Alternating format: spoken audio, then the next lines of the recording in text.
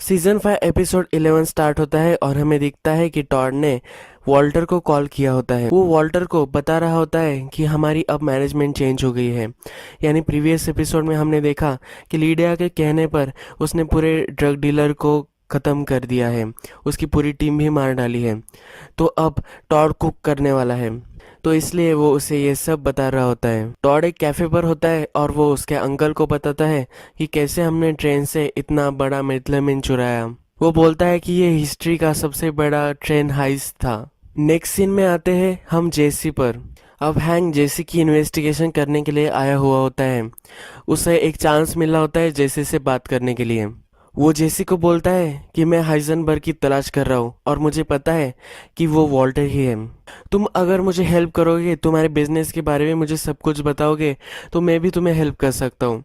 तुम जब अब अरेस्ट होने वाले हो तो मैं तुम्हें यहाँ से बाहर निकलवा सकता हूँ। मुझे पता है कि तुम खुश नहीं हो, क्योंकि खुश लोग ऐसे पैसे फेंकते हुए नेबरहुड से नहीं जाते। जेसी उस पर नाराज होता है क्योंकि उसने उसे बहुत ही मारा हुआ होता है, तो वो उसे कुछ भी नहीं बता रहा होता। फिर भी हैंक पूरी कोशिश करता है, पर तभी वहाँ सॉल आ जाता है। फिर सॉल उसे डांटता है और हमें वॉल्टर दिखता है। वो सॉल को बोल रहा होता है कि कितने भी पैसे लगे पर उसे तुम बाहर निकालो। वॉल्टर को हैंक ने पंच किया होता है, तो इसलिए वो अपने आँख पर मेकअप लगा रहा होता है। फिर वॉल्टर जूनियर उसे बता कर जाता है कि मैं आंट मरी के पास जा रहा हूँ। उसे हेल्प लग रही है उसके कंप्यूटर के लिए, और मैं रात पर भी वही रुकने वाला हूँ। अब वॉल्टर को उसे नहीं जाने देना होता, तो वो वॉल्टर जूनियर को रोक लेता है।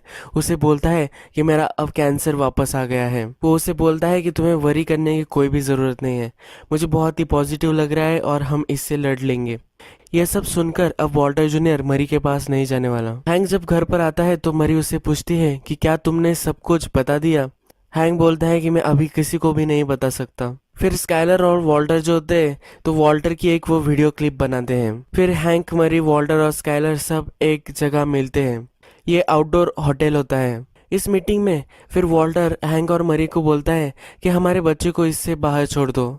वॉल्टर जूनियर को अभी अभी पता चला है कि मेरा कैंसर वापस आ गया है, और ये जो साल था ये बहुत ही उसके लिए डिफ़िकल्ट था, तो उसके लिए और भी डिफ़िकल्ट इस सब को मत बनाओ। मरी बोलती है कि तुम लोगों ने ही बच्चों को हमारे घर छोड़ा था क्योंकि तुम्हारे यहाँ सेफ नहीं है। फिर स्काइलर बोलती है कि जो हो रहा था वो पास्ट में था, अब वॉल्टर ये सब कुछ नहीं कर रहा। अब वॉल्टर इस बिजनेस में नहीं है तो बच्चों को कोई भी ट्रबल नहीं हो सकता। मरी वॉल्टर को बोलती है कि तुम मर जाओ, इससे बहुत सारी प्रॉब्लम सॉल्व हो जाएगी। हैंक बोलता है कि मरने से कोई भी प्रॉब्लम सॉल्व नहीं होगी।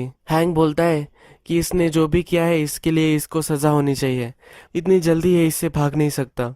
फिर वॉल्टर ने जो वीडियो क्रिएट की हुई होती है उसकी एक सीडी वो उनको दे देते हैं और वहाँ से चले जाते हैं। हैंक जब घर आकर वो सीडी लगाता है तो उस सीडी में वॉल्टर ने मैसेज दिया होता है। वो बोल रहा होता है कि हैंक ने मुझे मैथ कुक करने के लिए बोला था। मैं हैंक के अंडर ही एक बहुत ही मैथ एम्पायर चला रहा हूँ।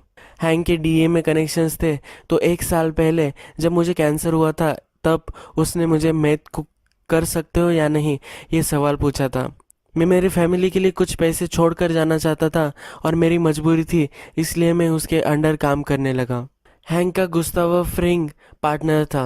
उन दोनों के बीच में कुछ झगड़ा हो गया तो गुस्ताव फ्रिंग ने ही हैंक पे गोली चलवाई थी।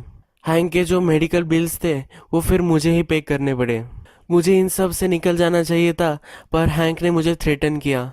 फिर डॉन सालामांका से मिलकर हैंक ने गस फ्रिंग को मार दिया। मैंने ही उसका जो बॉम्ब था वो बनाया था। मैं मैथ को करना ना बोल रहा था, तो इसलिए उसने मेरे बच्चों को भी उसके घर पर रखा था। अभी अभी मैंने उसको फिर से बताने की कोशिश की तो उसने मुझे फिर से पंच किया, और हैंक ने उसे प्रीवियस में मारा हुआ होता है तो उसकी जख्म वो दिखाता है। फिर हैंक मरी से पूछता है कि कौन से बिल वॉल्टर ने पे किए थे, तो मरी बोलती है कि तुम्हारी जो थेरेपी वगैरह थी उसके सब बिल्स वॉल्टर ने ही पे किए थे, तो हमारा इंश्योरेंस वो कवर नहीं करने वाला था, और वॉल्टर ने मुझे बताया था कि ये गैम्बलिंग मनी है, तो इसलिए मैंने उसे पे करने दिए थे। हैंक बोलता है कि तुमने मुझे बर्बाद कर दिया। फिर डेजर्ट में मीटिंग हो रही होती है सॉल, जेसी और वॉल्टर की। वॉल्टर वहां आकर सबकी गाड़ी चेक करता है, उस पर ट्रैकर है या नहीं ये वो चेक कर रहा होता है। वॉल्टर फिर जेसी से पूछता है कि उसे क्या क्या मालूम है। जेसी बोलता है कि तुम्हें उसे मालूम है कि तुम हाइजेनबर्ग हो, पर उसे इतना एविडेंस वगैरह उसके पास कुछ भी नहीं है। उसने डीए को भी कुछ भी नहीं बताया है क्योंकि उसकी टीम वहाँ नहीं थी। फिर वो जेसी को समझाता है कि तुम्हें अब फिर से नई शुरुआत करनी चाहिए। तुम अभी भी यंग हो और तुम नई शुरुआत कर सकते हो, फैमिली क्रिएट कर सकते हो, तुम्हारी लाइफ चेंज कर सकते हो। वो उसको सेल कर रहा होता है कि तुम्हें अब यहाँ से चला जाना चाहिए। तो जैसे उस पर चिढ़ जाता है कि तुम कभी ना कभी तो सच बोल दो, तुम्हें अगर चाहिए कुछ तो डायरेक्टली पूछ लो, मैं तुम्हें ना नहीं बोलने वाला। और तुमने ये जो मीटिंग रखवाई है ये भी डेजर्ट में ही है, यानी कि अगर मैं ना बोला तो तुम मुझे मार दोगे। जैसे ही ये सब बोलते बोलते रो रहा होता है तो वॉल्टर जाकर उसे हक करता है। जैसे अब चला जाएगा, इससे वॉल्टर को भी बहुत दुख हो रहा होता है। हैंक ने जेसी का पीछा करवाने के लिए 2 लोग असाइन किए होते हैं। हैंक का पार्टनर वहाँ आकर उसे बोलता है कि तुम ऐसा नहीं कर सकते, वो मेरे आदमी है और मुझे बॉस को भी जवाब देना पड़ेगा। हैंक फिर वहाँ से निकल जाता है और वो खुद जेसी का पीछा करने में लग जाता है। जेसी फिर सॉल के पास आया हुआ होता है। सॉल के पास उस आदमी का नंबर होता है जो लोगों को डिसअपेयर करके नई आइडेंटिटी देख के जिस कंट्री में उन्हें जाना होता है उस कंट्री में वो पहुंचवा देता है। तो अब जेसी वहां से गायब होने वाला होता है। जेसी वीड कर रहा होता है तो सॉल उसे बोलता है कि अगर तुम वहाँ हाय गए तो वो तुम्हें पिकअप नहीं करने वाला। वो उसे स्ट्रिक्टली वार्निंग देता है कि तुम्हें वहाँ अवेलेबल होना ही है, क्योंकि अगर तुम वहाँ नहीं गए तो वो फिर से तुम्हें लेने नहीं आएगा। वो उसे एक मोबाइल भी देता है। जेसी को अब अलास्का जाना होता है। जेसी ये अलास्का प्लेस चूज करता है क्योंकि माइक को वहाँ जाना होता है। ये हमें जेसी की जो स्पेशल स्टैंड अलोन मूवी है अल कमिनो, इसमें ये सीन दिखाया गया है। तो जेसी अब अलास्का जाना चाहता है। जेसी जब डोर से जा रहा होता है तो ह्यूल उसका वीड चुरा लेता है। फिर जेसी वेट करते हुए दिखा है, पर जब वो देखता है कि उसका वीड वहाँ नहीं है तो वो फिगर आउट कर लेता है कि उसका शक सही था कि वॉल्टर ने ही ब्रॉक को पॉइजन किया था। उसने ह्यूल से वो चुरा लिया और सॉल ने भी उसे मदद की थी। वो बहुत ही चिढ़ जाता है। उसे लेने के लिए वो आदमी आता है पर वो उसके साथ नहीं जाता। फिर वो सॉल के यहाँ जाता है और उसे बहुत मारता है। वो उसे मारने ही वाला होता है पर सॉल उसे बोलता है कि मुझे वॉल्टर ने बताया था कि वो तुम्हारे अच्छे के लिए कर रहा है, इसलिए मैंने ये किया था। मुझे अगर पता होता कि वॉल्टर क्या करने वाला है तो मैं कभी नहीं करता। फिर जैसे गुस्से गुस्से में वॉल्टर के घर आता है।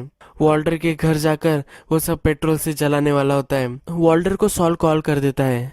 वॉल्टर कार वॉश पर होता है, वहां से एक गन निकालता है और उसके घर पर चला जाता है। यही एपिसोड खत्म हो जाता है।